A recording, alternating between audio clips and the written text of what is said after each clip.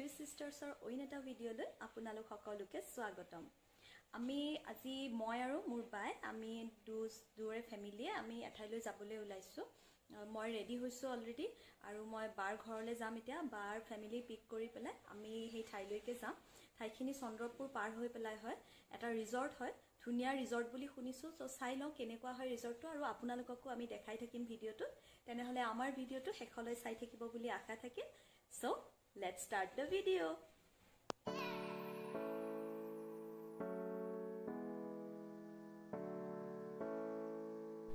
তো বাহঁতক পিক কৰিলোঁ আৰু বলক এতিয়া আমাৰ জাৰ্নি ষ্টাৰ্ট কৰোঁ।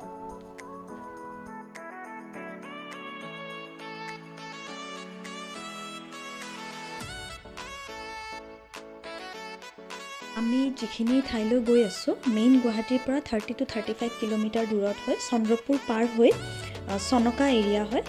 চনকা এৰিয়াৰ কাষতে ৰিজৰ্টখন হৈছে ৰিজৰ্ট বিচ ফায়াৰ। ব্ৰহ্মপুত্ৰ নদীৰ পাৰে পাৰে এইটো ৰিজৰ্টলৈ যোৱা ৰাস্তা হয় আৰু ৰাস্তাটো অলপ বেয়া যদিও লোকেশ্যনটো বহুত ধুনীয়া হয়।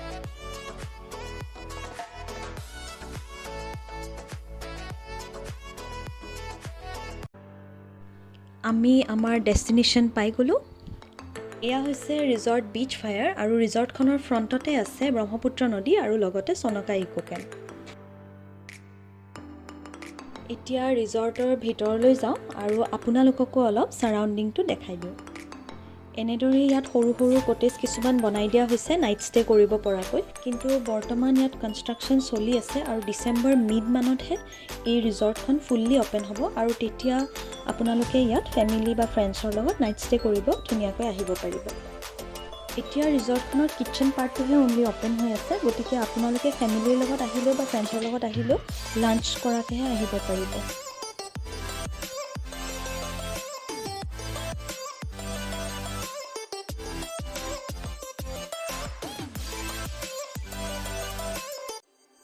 এতিয়া লাঞ্চটো অৰ্ডাৰ দি লওঁ। লাঞ্চত আমি মাছ অৰ্ডাৰ দিছোঁ।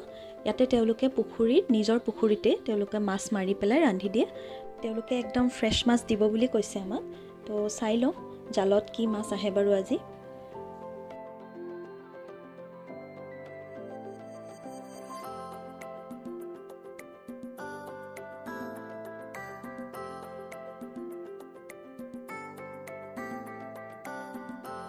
আমি অৰ্ডাৰ দিছিলোঁ ৰৌ মাছ, কিন্তু জালত লাগিলগৈ মাগুৰ মাছ। গতিকে তেওঁলোকে আৰু দুবাৰমান ট্ৰাই দিব। তেতিয়ালৈকে অলপ ছাৰাউণ্ডিংটো আপোনালোকক দেখাই দিওঁ।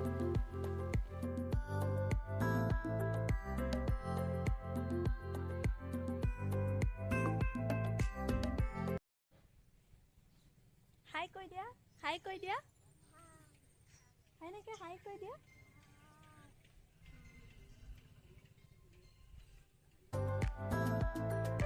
ৰিজৰ্টখনৰ এৰিয়াটো বহুত ডাঙৰ হয় আৰু এনেকুৱা সৰু সৰু চাৰিওফালে কটেজ আছে আৰু যেতিয়া কনষ্ট্ৰাকশ্যন কমপ্লিট হৈ যাব তেতিয়া বহুত ধুনীয়া লগা হ'ব।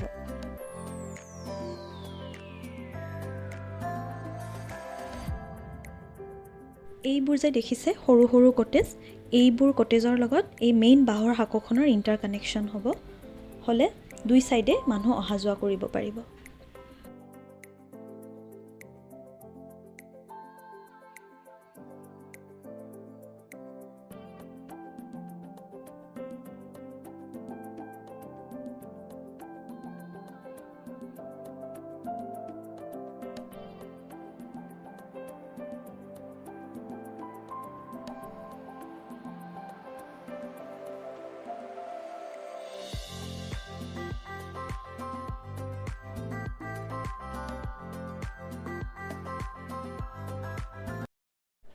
আমাৰ ষ্টাৰ্টাৰ আহি গ'ল।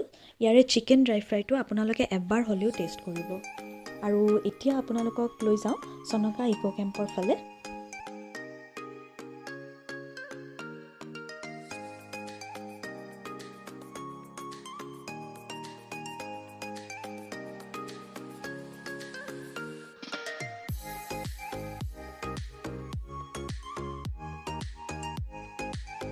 কেম্পবোৰ এতিয়াও ভালকৈ ষ্টাৰ্ট হোৱাগৈ নাই। আৰু যেতিয়া ভালকৈ ষ্টাৰ্ট হ'ব তেতিয়া ৰিজৰ্টখনৰ সন্মুখতে যেতিয়া এই কেম্পবোৰ ভালকৈ ষ্টাৰ্ট হৈ যাব তেতিয়া ৰাতি বহুত ধুনীয়া লগা হ'ব। এয়া চাওক কেম্পবোৰ এতিয়া বনাই আছে, ভালকৈ হোৱাগৈ নাই।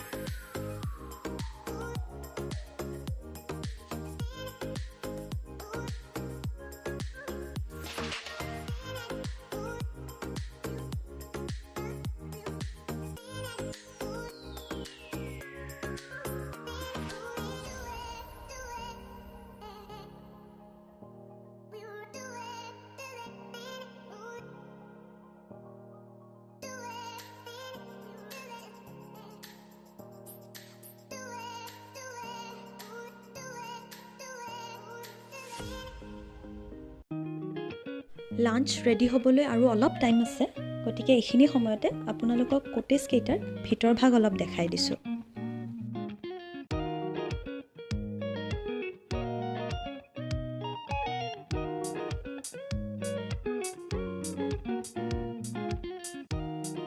প্ৰত্যেকটো কটেজতে ৰুমৰ লগতে এখন বাৰাণ্ডা আছে আৰু ৰুমৰ লগত এটাচ এটা ৱাছৰুমো আছে।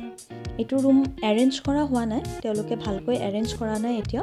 যেতিয়া অপেনিং হ'ব তেতিয়া আপোনালোকে ইয়াত আহিব পাৰিব, ফেমিলি বা ফ্ৰেণ্ডছৰ লগত ধুনীয়াকৈ টাইম স্পেণ্ড কৰিব পাৰিব। ৰুমটো সৰু হয় কিন্তু বহুত কমফৰ্টেবল ৰুম হয়।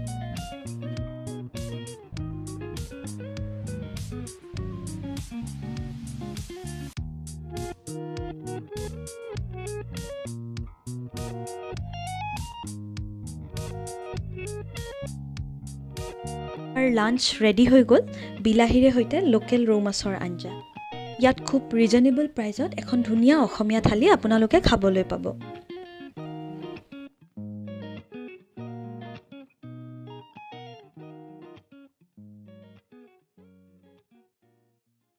গধূলি হ'ল আৰু আমাৰো যাবৰ হ'ল। আজিৰ দিনটো আমি খুব ভালকৈ এনজয় কৰিলোঁ। যদি আপোনালোকেও আপোনালোকৰ ফেমিলি বা ফ্ৰেণ্ডছৰ লগত এটা দিন কটাব বিচাৰে তেনেহ'লে মই ৰিকমেণ্ড কৰোঁ যে আপোনালোকে ৰিজৰ্ট বিচ ফায়াৰলৈ এবাৰ আহি যাওক। গুৱাহাটীৰ পৰা 1 ঘণ্টাৰ ৰাস্তা হয়, কিন্তু বহুত ধুনীয়া ঠাই হয়। ঠাইখিনি এবাৰ এক্সপ্ল'ৰ কৰি চাওক, বহুত ভাল লাগিব। যদি আমাৰ ভিডিঅ'টো চাই ভাল লাগিছে তেনেহ'লে লাইক, কমেণ্ট আৰু শ্বেয়াৰ কৰি দিব আৰু আমাৰ চেনেলটো ছাবস্ক্ৰাইব কৰি দিব।